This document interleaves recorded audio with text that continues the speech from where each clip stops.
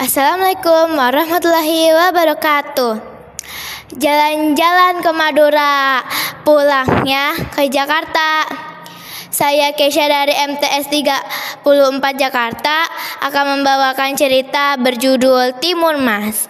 Pada zaman dahulu, tinggallah wanita tua bernama Mbok Srintil yang hidup sebatang kara. Kesehariannya Mbok Srintil hanyalah mengambil kayu bakar di hutan lalu dijualkan. Mbok Srintil ingin sekali memiliki anak, namun sayang suami saja dia tidak punya. Pada suatu siang, Mbok Srintil sedang melepas penat dan lelahnya di bawah pohon tua sambil berpikir bagaimana caranya ia mempunyai anak.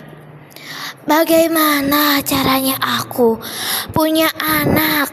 Kalau aku punya anak kan pekerjaanku pasti akan lebih ringan, terbantu, dan aku tidak kesepian lagi.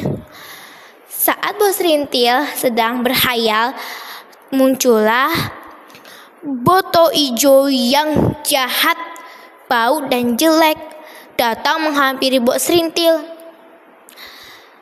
"Hei wanita tua, di mana anak kamu? Saya lapar." "Saya tidak memiliki anak. Hidup saya sebatang kara." "Bohong, pasti kamu punya anak. Saya lapar. Mana anak kamu?" "Benar, boto ijo.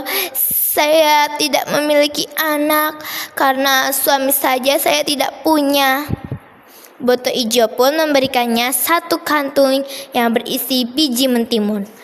"Tanamlah biji mentimun ini di halaman rumahmu.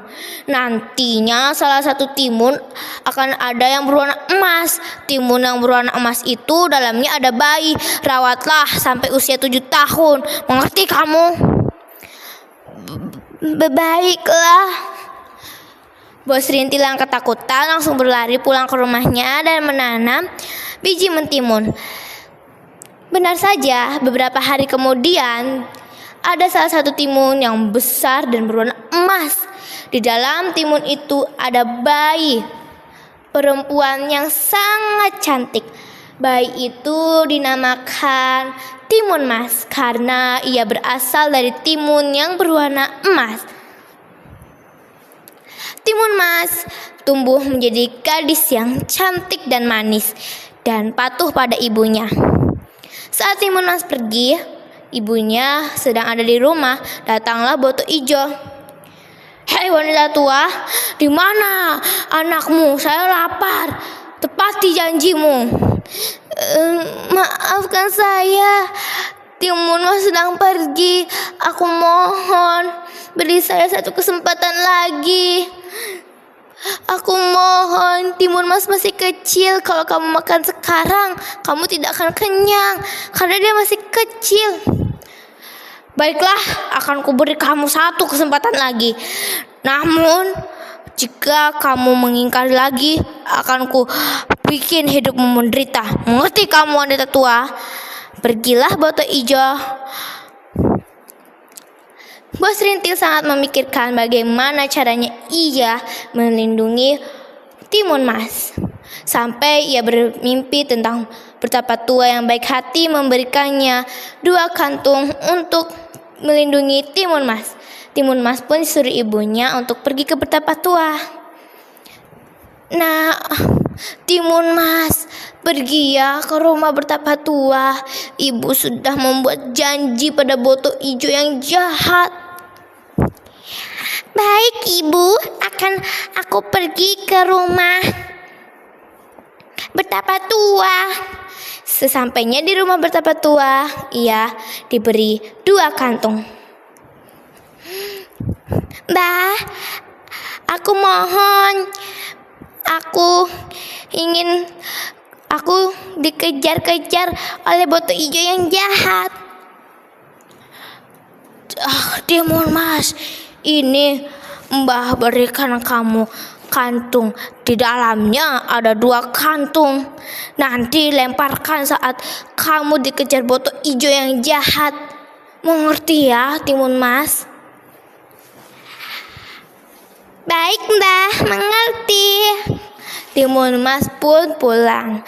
Sesampainya di rumahnya, belum sampai ia di rumah, ia melihat Boto Ijo yang sangat jahat sedang menyegrap ibunya. Ibunya menyuruh Timun Mas lari. Timun Mas, lari nak. Timun Mas pun berlari. Boto Ijo pun mengejar Timun Mas ke sana kemari. Timun Mas yang ketakutan pun melemparkan kantung pertama yang berisi jarum. Saat dilemparkan, jarum itu berubah menjadi kebun bambu yang runcing dan tajam. Wah, aku terjebak dalam ini. Apa ini, sakit sekali. Boto Ijo berhasil menebas semuanya. Lalu Boto Ijo pun mengejar Timun Mas kembali. Hai Timun Mas, jangan berani-beraninya kamu lari. Tunggu aku. Timun Mas sangat ketakutan. Ia pun berdoa kepada Tuhan. Ya Tuhan, tolong aku. Kantungku sisa satu. Aku sangat ketakutan sekali pada Boto Ijo yang jahat. Timun Mas pun melemparkan kantung terakhir yang berisi terasi. Saat dilemparkan, terasi itu berubah menjadi lumpur hisap yang dalam. Boto Ijo terhisap dalam lumpur. Wah, tolong aku terhisap.